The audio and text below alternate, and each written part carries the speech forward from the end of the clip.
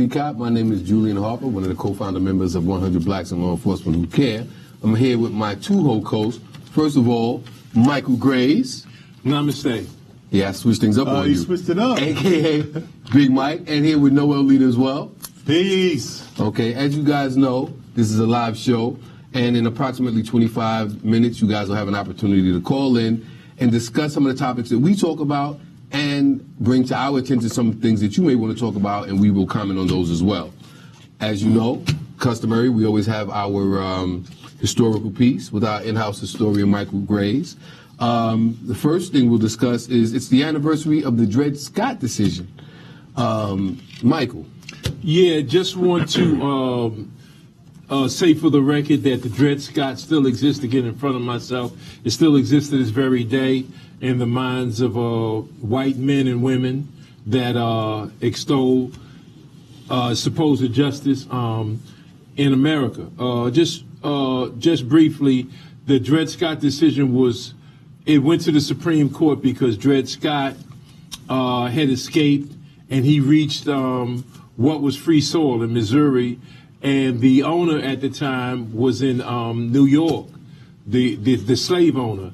Consequently, due to diversity of jurisdiction, it ended up in the lower courts and actually went to the Supreme Court. Now, in the lower courts, Dred Scott won because they have a saying in Missouri, once free, always free.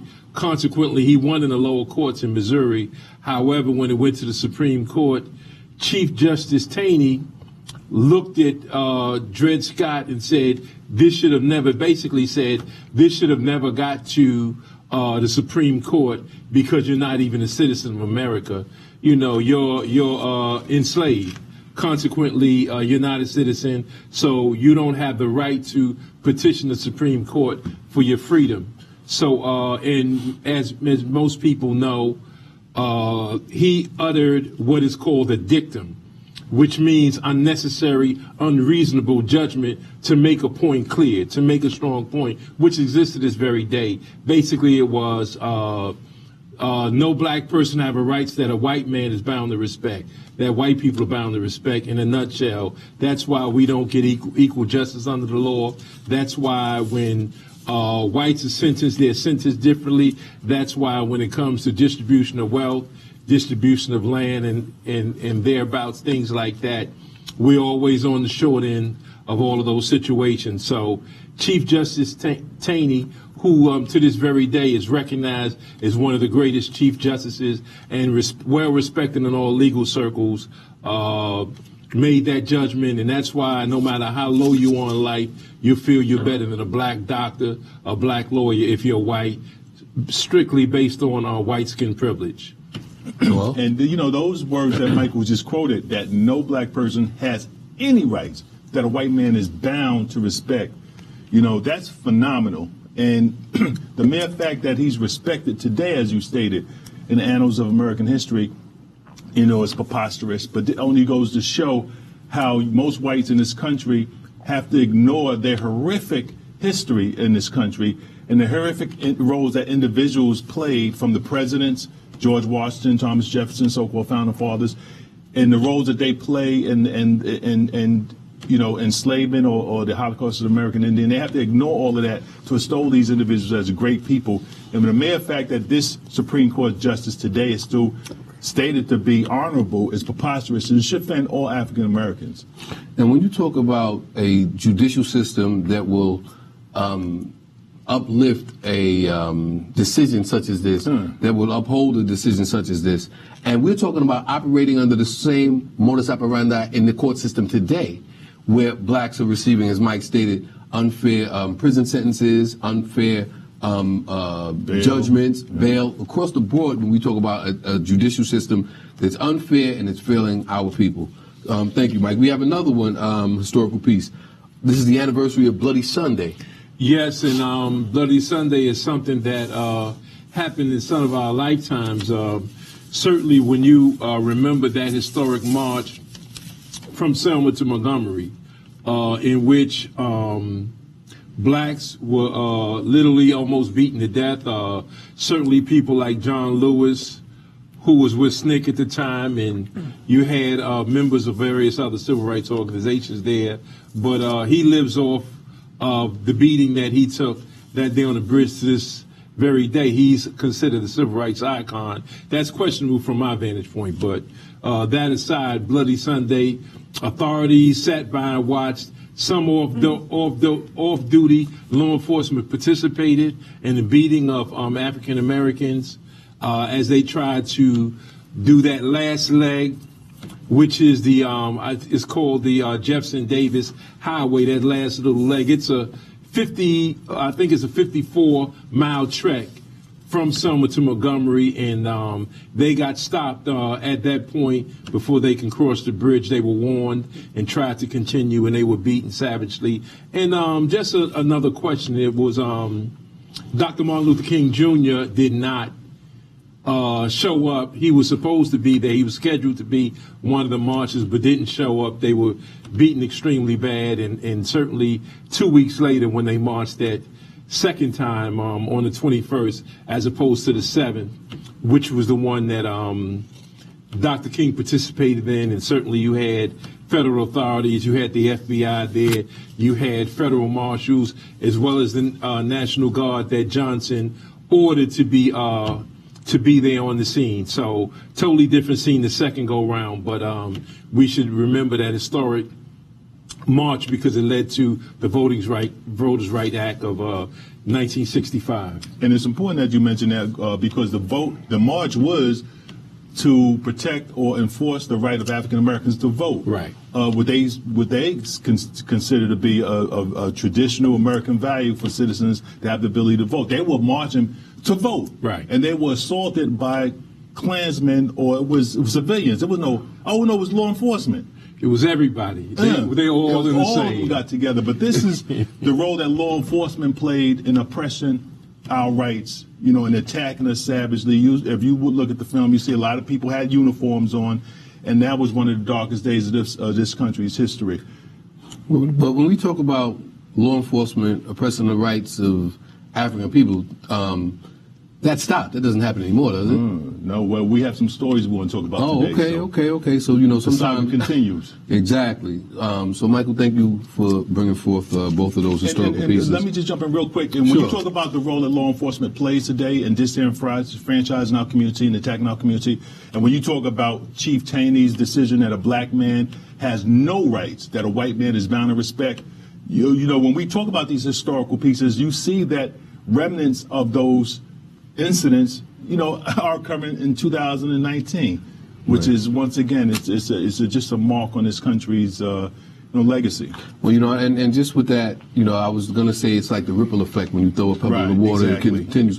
But usually the waves in the water lessen and decrease. Right. But unfortunately, it seems like now that we have a change in this administration in this nation, and it seems like it's getting actually stronger. And I'm going to go to our first piece, and sometimes we stay on national things, and then we come back to local. But I'm going to start with something national. Bernard Sanders is running for president, and he's been in front of the media, and he's made a few statements. He was asked questions concerning reparations, things about socialism, a multitude of things that he's been using as his platform. I find that sometimes he avoids certain questions and topics, and he speaks around them. But Noel, Bernie Sanders running for president. Your Bernie thoughts? Sanders, of course, he's a very popular candidate. Many people in our community consider him to be progressive or liberal. Whether he is, whether he's not, is debatable. I take exception to his stance on reparations. I don't see how anybody could be against reparations. And the definition of reparations is the making of amends for a wrong one has done by paying money or otherwise helping those who have been wrong.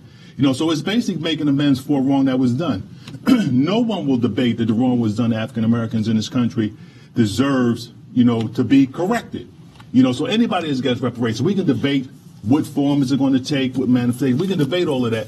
But the premier question is African American deserve a wrong to be corrected. Anybody who's against that is ludicrous. So I question his being a liberal or progressive. Of course, he's against the Maduro presidency in Venezuela, which means that he's for global white supremacy, as an imperialist, because that's basically what's really going on in Venezuela with the, American corporations and European corporations want to take over the oil. So his progressiveness is questionable. And lastly, I just want to state, for those who say that he participated in the civil rights movement, which he did, a lot of people forget that the civil rights movement was not only against protecting the rights of African Americans.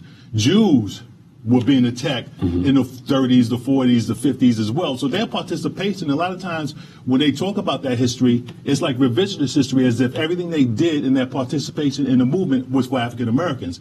No, it was also for themselves as well. Some people don't know that there were over, in 1957 and 58, there was over 5 synagogues that were blown up in the South. Let me see, where's my notes that I had? So basically, there were synagogues that were bombed in the South in the year 57, 58. I think about 6 or 7 of them. The opinions on Jews in this country at that particular time was horrific. A lot of people blamed them for a lot of things. There was a movement to stop them from even being able to come to this country from Europe, from European nations. They were blamed for a whole lot of the economy. They were blamed for Americans' lives being lost in World War II. Some Americans considered them to be the initiators of that particular war. So the views of American European Jews in this country wasn't that high. And there were attacks as well on Jewism. And a lot of places in the South, had these anti-Jewish laws. And, of course, the Ku Klux Klan, they not only were racist, they were so-called anti-European Jewish Semitic. So, when people do this revisionist history and act like their participation in that movement during the 50s and the 60s was their sacrificing themselves on the behalf of us, no, it was for us and for them as well.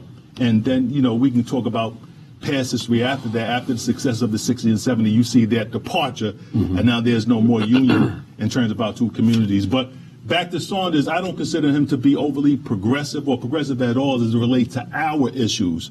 On other issues, perhaps, but, And finally, let me also say that he talks about being born and raised in Brooklyn, which is one of the most diverse communities in this country, and definitely in New York City. But he moved to Vermont, which is one of the whitest states in the union as well. It's probably the second most whitest state in America. So yes, he was born in Brooklyn, but when you look at where he moved to, it definitely didn't have us in that particular state. Mike? Yeah, I'll just say, look, I see those, so I don't understand why our people seem to be so surprised with respect to Bernie Sanders and reparations. First of all, little to no white groups anywhere are for reparations. So I don't see a difference with respect to Bernie Sanders. Not only do I not see that any significant difference, I don't see a big difference in him and Donald Trump, Bill Clinton, and all these other white folks, including President Obama and others, with respect to reparations. There's no significant difference. As a matter of fact, their politics, literally among all white people, are basically the same. They just disagree on a point or two. Bernie Sanders disagrees with some other white elected officials with respect to how money is being spent, not how it's being distributed, because he understands corporate welfare and how the richest people in this country get billions of dollars from public funds. And that's everywhere in the country, not only here in New York and Wall Street. That's across the board. But I'd say that there's no major difference in terms of substance. Right. In terms of cosmetic window dressing, yes, his rhetoric is totally different from Trump's. Trump's rhetoric is different from most elected officials. However, behind closed doors, they feel the same way. They cut up the pie for white people and give black people next to nothing and don't care what black people think. And Bernie Sanders does not care what black people think, just like Trump does not care what black people think. The only difference is that Trump feeds red meat to his base, and Bernie Sanders would have you believe somehow he has a conscience. None of them have any conscience. The only people we got is ourselves. Dr. Clark said it best when he said, we have no friends, and we don't have any friends politically. All we have is each other. That's why I'm upset when all these Toms roll along with all these white folks, because you were put in office to do a job and represent us, and most black elected officials do not represent us. They are not representatives. They are elected officials. That's all they are. Right. You know, I mean, let me ask you a question, Noel, because we see, you know, if you believe what the media shows, there's a lot of support from the Democratic Party, certain portions of the Democratic electorate. A lot of people from inner cities seem to be supporting Bernie Sanders. Do you see, or have you seen any from his law passing abilities or anything that he's done that would benefit a community such as ours? No, and you know, aside from him going back to his past history when he was a member of SNCC and CORE, you know, in terms of current legislation, I see absolutely nothing. Nothing progressive, you know, that he's done to empower the African community. I mean, we can talk about the gap in income between the black community and white community in education and health and job creations, et cetera. So you can go down the line. To answer your question, no. He's not been a progressive as it relates to enacting laws that will better the conditions of African Americans in this country. Okay, good. Okay, Michael, the Stephen Clark case. Now, it's been reported that there's been no charges in his murder. Yes. Well, what's going to happen? Almost a year ago, on March 22nd, 2018, Stephen Clark was killed unarmed. At that time, in no way was he in the commission of a crime. He was in his grandmother's backyard as police ran to that area on a call of vandalism that someone had broke a car window in that area. Consequently, when they ran through other people's backyards and got to Stephen Clark, they claimed that he represented a threat to their life, consequently shooting him, shot 20 rounds, hitting him 7 to 8 times on his body. Now, the district attorney of record, her name, Anne Marie Schubert, she is the one that cleared the police officers of all charges. Now, she claims that he fled from them and then turned around very sharply, and he ended up in, she claims, a shooting stance, or what law enforcement might consider a combat stance. So she claims that when he spun around and faced them, that he represented a threat and that any reasonable police officer would have shot him at that point. So I looked at what she said, and when I read it closely, and then I went back to my notes on what the real case was, I found them to be totally different. Now, she says that he was, not only did he turn around and extend his hands, but she also claimed that he lunged towards them. Okay, well, let's look at what the autopsy said, and then you walk with me through this process and you tell me whether he lunged at them with his hands extended after you read what the autopsy said. Now, she claims that he was hit at least 7 times while he lunged forward. Well, the autopsy reports that it shows he had 4 rounds in his lower back, 1 round in the side of his neck, 1 in the back of his neck, 1 under his armpit from his side, and 1 on the side of his leg. That totals 8 shots, not 7, which he claimed it was 7.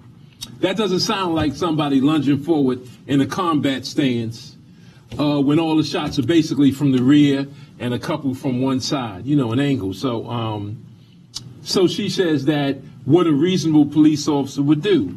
Well, the autopsy says otherwise, very similar to Omar Edwards, who they claim Dutton faced him in NYPD, who's now a sergeant anyway, but he was plain clothes at the time, faced Omar Edwards face to face, but somehow the rounds ended up in his back. So it sounds like they have the same magic bullets in Sacramento that they have in New York City, that somehow we got these magic bullets that can go around you or come back and hit you.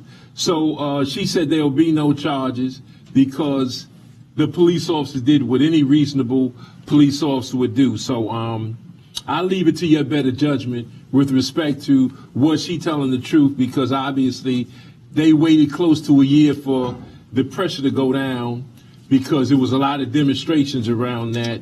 So now she has declared, close to a year later that there will be no charges in the death of Stephen Clark, and that's a tragedy of justice. No. And it's interesting that you talked about Officer Dutton shooting police officer Omar Edwards, because, we talk about this many times in this program. They utilize science when it helps them.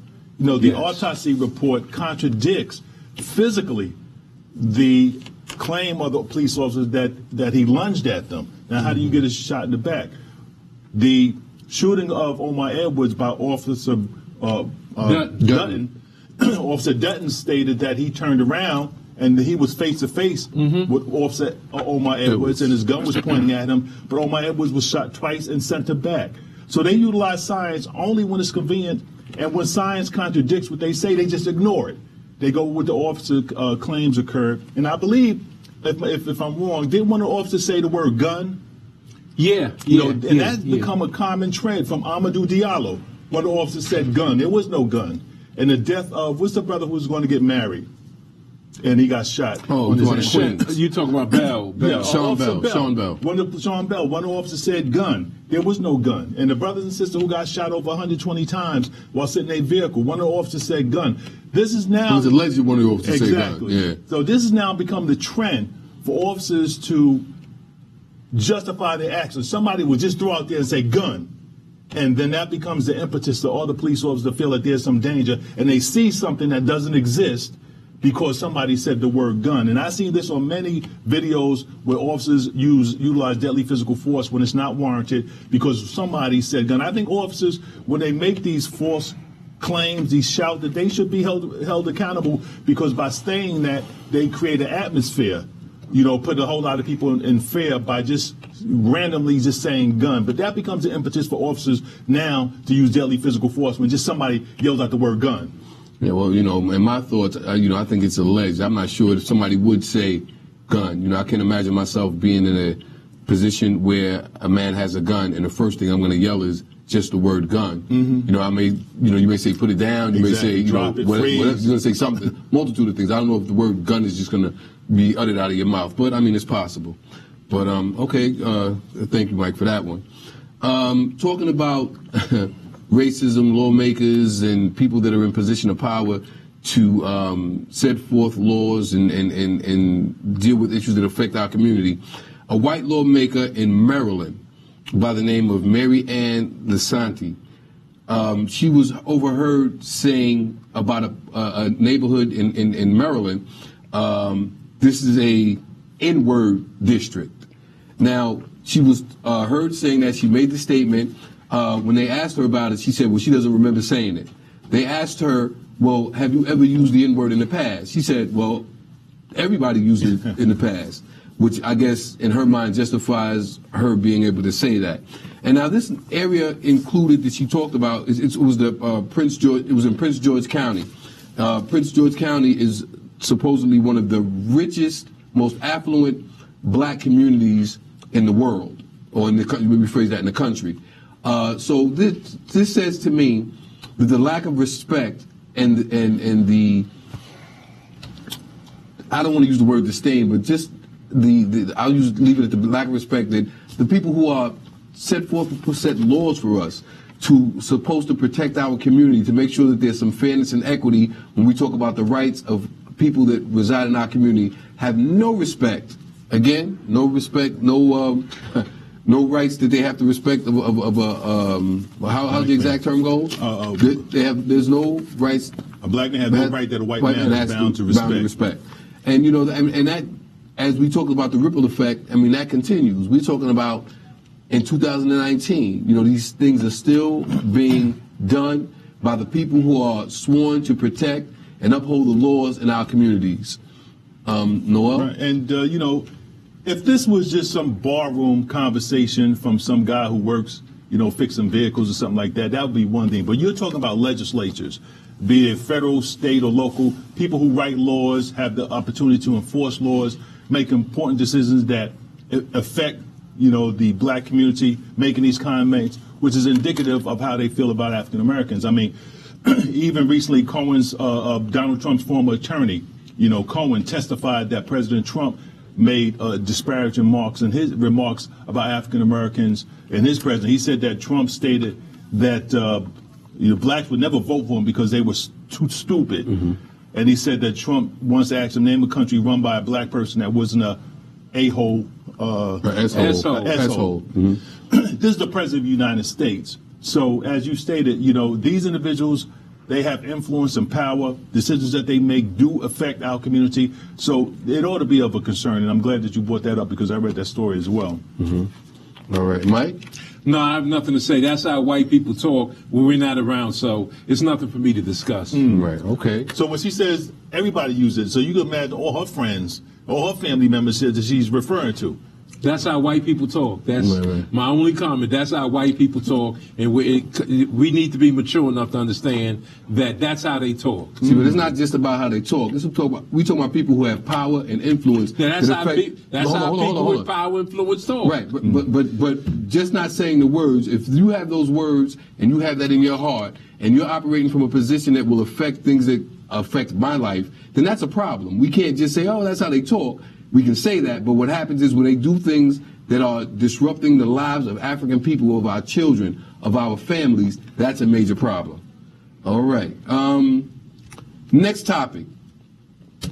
Congresswoman Ilhan Omar, she made a statement concerning Israel. And now she's being bombarded, in the press, with, from other members of Congress. Yeah, I'll just take a minute to talk about this because there's another law enforcement issue we want to talk about. But this is not the first time that she's receiving criticism. But the House will vote on Wednesday on a resolution to condemn anti-Semitism after our sister, who's a congressman, newly elected congresswoman, who made what they consider to be a controversial comment about the Jewish APECs, political action committees, which she's 100% correct. We've talked about that on this program before. And now they're going to pass some kind of resolution and implying that her comment is anti-Semitic, which is not. It's all rubbish. This is the objective of what they're doing to the sister is to stop anyone from being critical of the nation of Israel, to be critical of the nation of Israel policies, or to be critical of these Jewish political action committees who make donations to legislatures from the Congress all down to local legislatures. So that's the objective. She is bold and she is brash enough to talk about that, and that's what all of this brushback and feedback is now. CNN, ABC, it's fake news. Donald Trump is correct about that. I hate that whenever term. they talk about this particular sister and her comments, they never give her the opportunity to explain herself or her supporters. They always present individuals who disagree with her statement.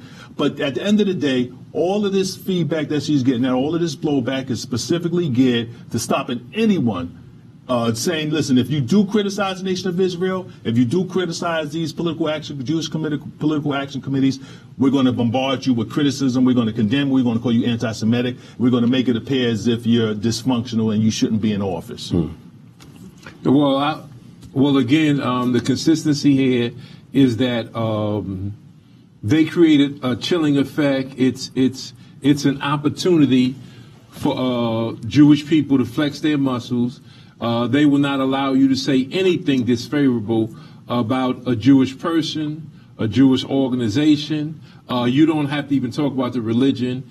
As I said before when we discussed this last week, even if you watched the video and you saw when a Palestinian youth threw a rock at a tank and the person with a fully automatic machine gun from the Israeli Defense Forces killed that little boy for throwing a rock at the tank. If you say that, you're now considered anti-Semitic just to make any statement, even when you're just making what's clearly an observation. So they do not allow, especially blacks, they come down on heavy-handed if you talk about any situation that they're involved in. You are not even allowed to talk about the Holocaust, because anytime, if you black, if you forget everything I say today, if you black and anybody say the Holocaust to you, you should always respond, what Holocaust? Exactly. What Holocaust are you talking about? Are you talking about the Holocaust of enslavement that lasts for centuries? Are you talking about the genocide of Native Americans, which lasted for well over a century of calculated attack after attack, chemical agents, starvation, heavy weaponry, whatever to decimate Native Americans? So you should not have it fixed in your mind and become so institutionalized when someone says to you, the Holocaust, that you think of what happened in Germany, because that's something foreign to the American experience. Right. What happened to Germany over those few years, 5, 6 years, whatever you want to say, certainly much less than 10 years, but what happened during that small period of time, you can't begin to compare. Even if you believe the numbers are 6 million, that does not compare to the most conservative figure we've ever heard is 100 million black people killed by whites. 100 million, and that's the conservative number. The more accurate number is somewhere between that 100 million and 250 million killed over the course of centuries at the hands, at the dripping white hands that dripping in African blood. And so that's more accurate. I mean, I know Dr. Collins said 600 million, but the numbers are somewhere close to 250 million people have been killed in transporting on the continent or right here in that process. Leopold by himself killed 10 million. Wow. And Leopold himself from Belgium killed 10 million. So that's just one leader in his lifetime. So if we talk about all these demonic white leaders all throughout Europe, if we're talking about all these leaders that invested in these corporations that brought Africans to and from, all these encampments that built up these military militias along the coast of all of West Africa as well as Northeast Africa. But what kept them from Northeast Africa specifically was the Arabs. But along the west coast of Africa, what is commonly called the Horn of Africa, they devastated Africans with their armaments, with the guns that they used and the cannons that they used to destroy and destabilize African countries for centuries. So, you pick the number, and I'm not measuring pain and suffering. However, I got to think about my own first. I am not trained. I'm not one of those Negroes who going to think about somebody else first and us last. No, if you say to me the Holocaust, damn it, I'm going to think about the African Holocaust of enslavement first. And then I'll consider what happened here to Native Americans for centuries. But I'm not going to drift my mind like some slave, like a modern day slave, to think of what happened in Germany first. I'm not going to do that. I refuse to. And if that's anti-Semitic, damn it, I'm going to have to carry that because I'm thinking about my own first. All right. All right, Michael. We appreciate that. All that passion. Let me apologize now because we have a few more topics we want to discuss. But unfortunately, because of time, we're going to hopefully maybe get back to them later. So we're going to go to our callers. First caller, welcome to Community Cop. Where you calling from? Quick question or comment. Ibrahim from Harlem. Assalamu alaikum. Alaikum salam. Yes, sir, brother. First of all, we have a racist, Nazi, evil, wicked devil traitor in the White House, the President of the United States. And he just is more coming out with how he feels about black people, but the white people that's behind him follow his lead. Also, under Cheney, as y'all brothers were speaking, they are doing the same thing that he said at that time against black people. If you look at it today, they're doing the same thing, and they always have been doing the same thing to black people. Nothing that no rights that a black man have, a white man is going to respect. That's right. And also, brothers, let's stop using these terms white folks come up with, talk about progressive and conservative and socialism. All ain't nothing but white folks BS. And Negroes get caught up in that, and they get lost on our own fight and struggle, right? So we need to understand that. All that is just enough stuff to get us confused, and rather than dealing with our problems. And another thing, The only way we're going to stop them from killing us, we're going to have to use the language that they understand. Until we do that, they're going to keep doing the same thing. Thank y'all for my comment, and I love y'all show, brother. And please keep imparting the knowledge and wisdom that y'all giving our people, because we need to be woke up. Thank you, brother. Thank you, brother. Next caller, welcome to Community Cop. Where you calling from? Quick question or comment? I just have a comment. I want to say hello, brothers. Where you calling from? To hear from y'all. And how you doing, Mike? I just want to know I'm voting for you for mayor. And they never condemn Trump when he talk about asshole countries. Excuse me for cursing. You know what I'm saying? But you know how these devils are. I mean, right. It ain't much you can say. You know what I'm saying? But I love your passion, brothers, and keep up the fight for the good fight anyway. Have a blessed one. All right. Thank Stay you, brother. strong, Appreciate brother. it. Next caller, welcome to Community Cop. Where you calling from? Quick question or comment? Good evening, brothers and Sister Keisha, Straight Black Pride. How y'all doing? Straight All right, how Black you doing, Pride. Queen? How you doing, sister? Wonderful, wonderful. Enjoying the program. I'm hearing the commentary, and of course, I'm in agreement. However, we as a people, and I want our listeners to understand this, we cannot be under the hypnosis anymore that we have friends and we have allies out here. That's right. We have been bombarded with a media that has turned us away from our natural selves. We often speak about our great scholars and our great historians and activists who have been and worked among us. However, we also, in this day and time, seem to be losing the message that they have left behind. And until we pick that up, until we understand that we are black first, that we are straight black and proud first, that we cannot allow other ethnic groups, other entities to grandfather clause themselves onto our suffering. That's right. Our suffering is unique. There Go is ahead, no sis. reason why any of the presidential candidates should be confused on reparations. That's right. In 2014, family, Chuck Schumer wrote the JUST Act, and it was co-sponsored by 3 of your presidential candidates. That's Christine Gillibrand, that's Cory Booker, and Bernie Sanders. Talk about it. That JUST Act was to give more subsidies to Israel and subsidies to the survivors of the Jewish Holocaust. There was no confusion when those 3 candidates went before AIPAC and made that promise. However, we allowed them to come before us and tell them to give them an explanation of what reparation is. Then it's the same thing that you expect.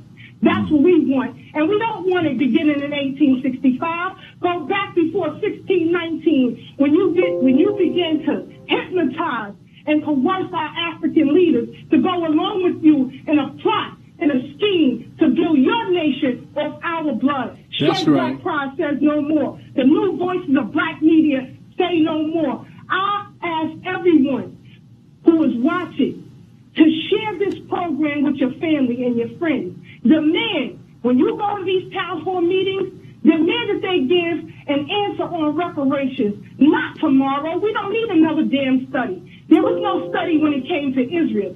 They didn't come up with a panel or consortium to deal with an issue of reparations from Israel. It came from the Jewish masses. And reparations, what we want and what we need is cut the check right here and right now. Straight Black Pride. Get your minds right, family. But I'm going to keep listening to the show. Straight Black Thank you, Pride. sister. Thank you, sister. We could have kept listening to you, sister. Exactly. I'm disappointed you cut it short. We Always a appreciate you, pleasure. sister. Always a pleasure, sister. Definitely. You Thank need you to for call calling. it every week. Please.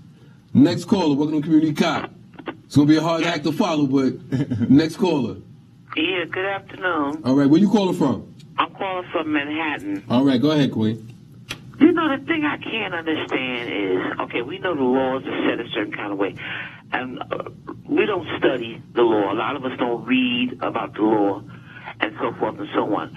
And so I can't wrap my head around how these cops keep getting away with shooting, and now they got friendly fire. They even killing their own. 47 bullets flying into T-Mobile. They call them the friendly fire. They kill their own. The guy had a fake gun, and he gets 8 bullets. All those kind of things. So the thing that's really disturbing me, is troubling my spirit, is that the fact that I guess we don't know the laws. We telling everybody to go out there and vote because people died for us to have the right to vote and all this kind of thing here. But yet, we're not sitting down. I mean, there's a lot of organizations, y'all say, join an organization, get with an organization. But it's like joining a church. A lot of times you don't roll with these people because you don't really agree with them. So you tend to go out and do things on your own and so forth.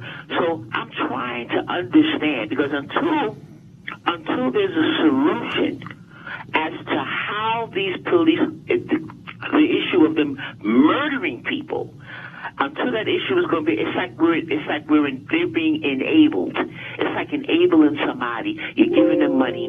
You know they're going to buy drugs with it, but you're giving them money anyway. And you're enabling the officers to keep murdering people and getting away with it instead of addressing it with this friendly fire thing with this guy. The police, the commissioner should have said, you know what? Instead of saying friendly fire, come on. I mean, we all see. The public see that another officer killed this man. Now they kill him and bury him. I mean, I wonder what his wife must be thinking. Right.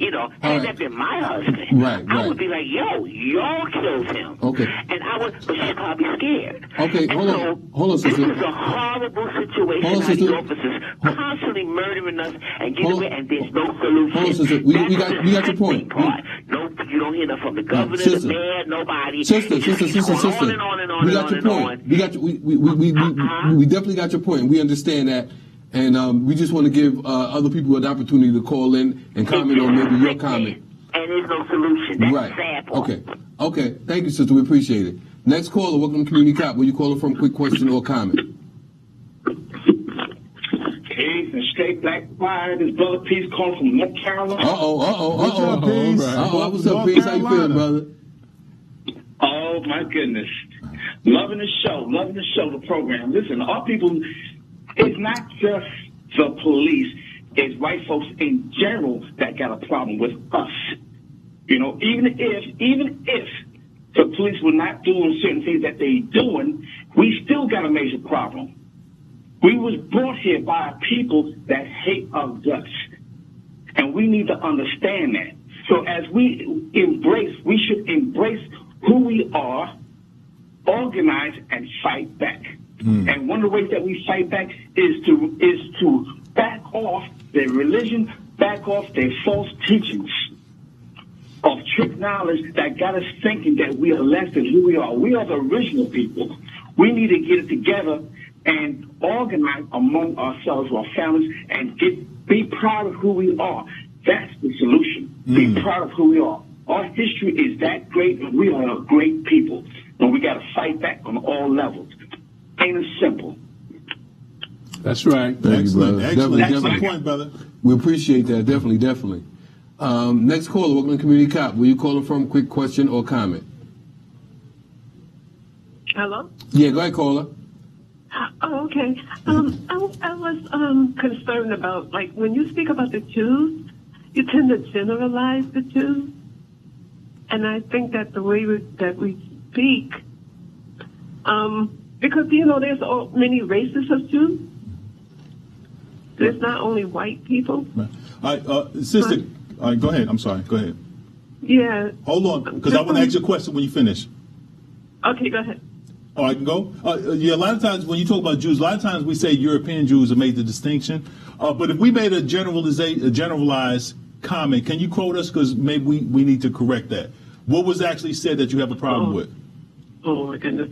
I can't explain it in your conversation. Right. But people just tend to say the Jews don't like this. The Jews are like that. Right. But there's Ethiopian Jews. There are Indians who are Jews. So we just have to be careful. Yeah. And we try to be careful on the program. So, we appreciate that. But that's why I say whenever I talk about those gaps, I always talk about European Jews. Or today, when I was speaking about, Jewish, I was talking about Jewish political action committees. And my comments wasn't... They tend to do it also because they will say that they have a certain accent. They have a certain way of speaking, and not all Jews speak like that. Well, sis, I think when the conversation ventures out to world Jewry, I don't think that, Ethiopian Jews are even considered, and certainly Indians that adhere to Jewish religion, they're not being looked at. I think we all know that we're talking about white Jews. So if you don't have a statement that locks us into broad brushing, then we're wondering who you're referring to, because obviously the people who are the most prominent, powerful Jews are white. So, but when you want to cross-reference and make an example to counter that, you're saying Ethiopian Jews. They're not in the picture, and you know that, sis. Come on now. You know that they're not looking at, you're right, true. You say, I mean, come on. No, you did say European Jews. Yeah, I mean, there's a part of us that want to be protectionists and protect them. I said something that's factual. You can't compare 6 million, if in fact, because those who will tell you that 6 million Jews were not killed because there were not 6 million Jews in Germany or in any other Slavic country at that time, they don't have those numbers. But let's say they do. It can't begin to compare to 250 million. You can't compare 6-7 years to centuries. So we're talking about Keisha said 1619. Sister Keisha, we're talking about 1440. Going back to when they first started setting up military installations along the coast of Africa. So we're talking about 5 centuries of oppression. There's no comparison with 5 or 6 years with 5 centuries. And then when you take all of that into consideration, to those like Bernie Sanders who have the unmitigated gall to talk about Africans don't deserve reparations, and when you talk about the subject of reparations for Africans, they just totally dismiss it, totally disregard it like it's a preposterous notion, even for consideration. Only a diabolical people would say when you understand what reparation is. And I talked about the definition, but I agree with Sister Keisha. They know what it is. When you talk about should Africans receive reparations and they just totally dismiss it, that just shows what kind of people they are. And other people who just totally dismiss are totally ignorant, because that particular subject, reparations, when you talk about for Africans, have been just so dismissed that even some African Americans don't believe we deserve reparations. Right, exactly. All right, next caller, welcome to Community Cop. Where you calling from? Quick question or comment? Next caller, you on the air? Next caller. If not, we're going to go to the next call after that. Hi. Go ahead. I'm calling from Harlem. Okay, go ahead. Quick question or comment.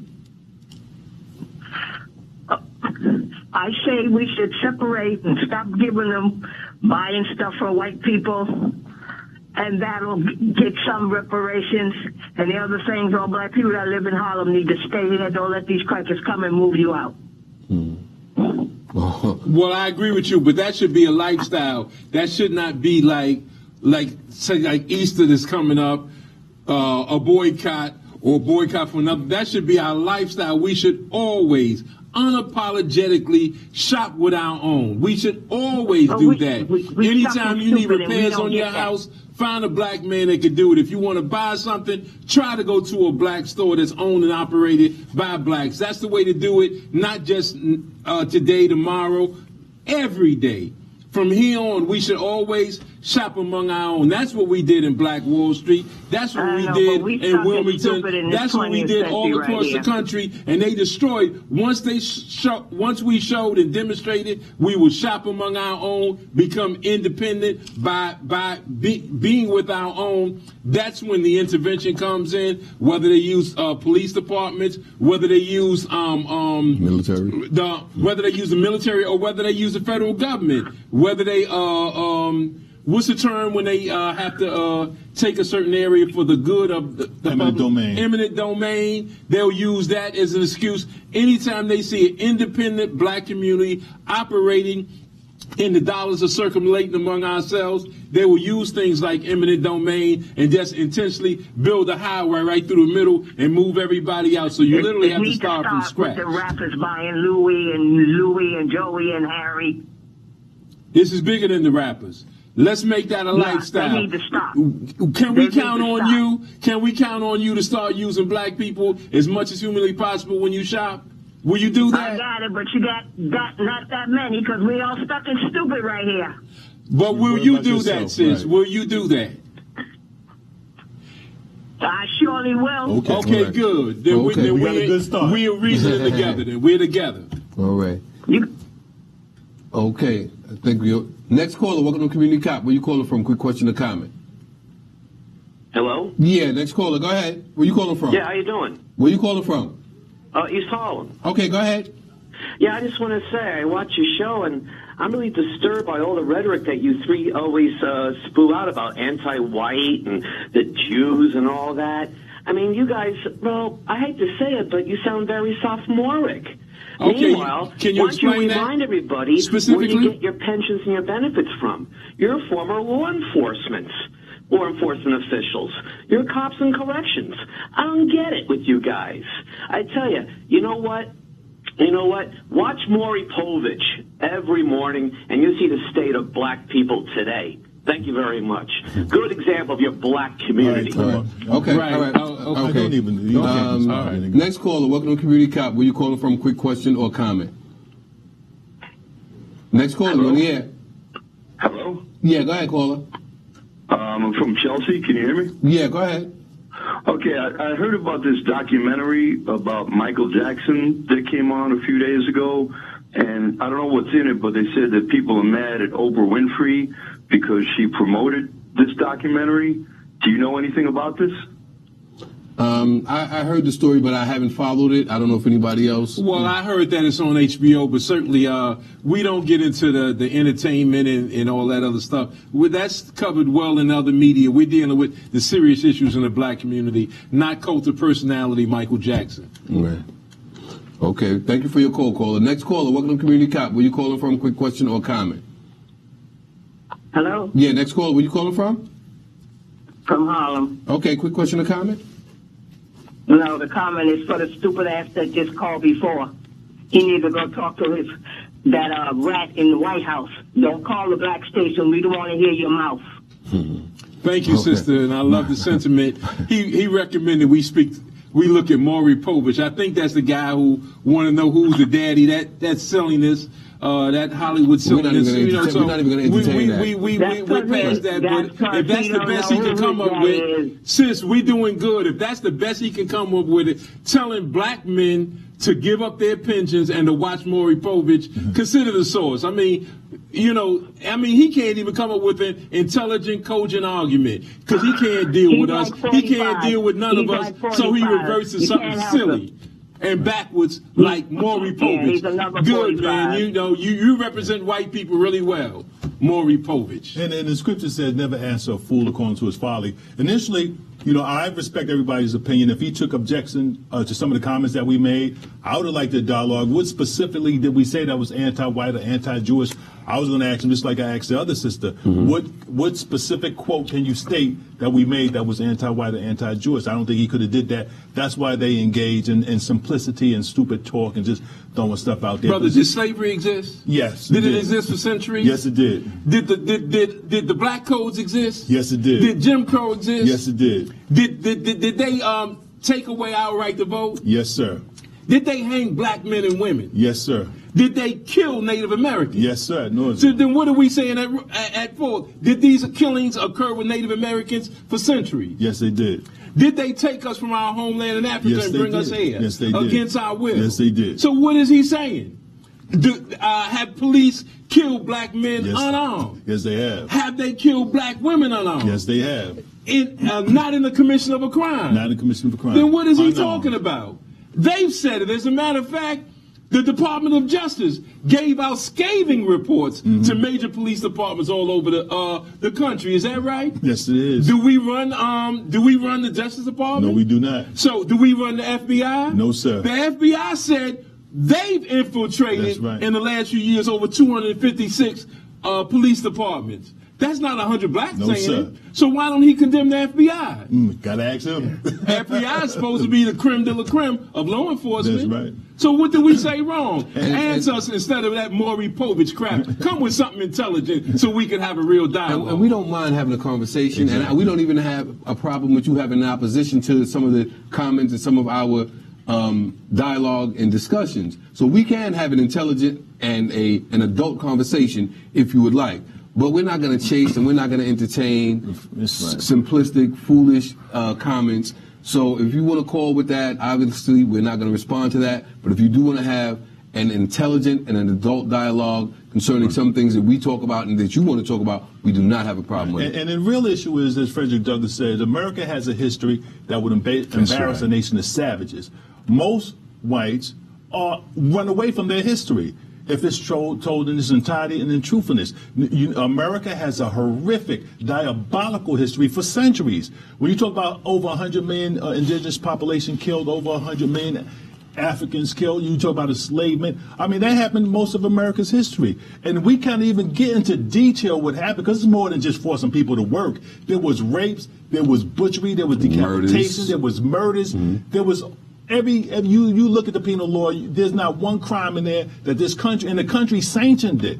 You know, when they had lynchings, these weren't criminals, so to say. These wasn't burglars and robbers and thieves. These was grandmothers. These was teachers. These was pastors, Europeans.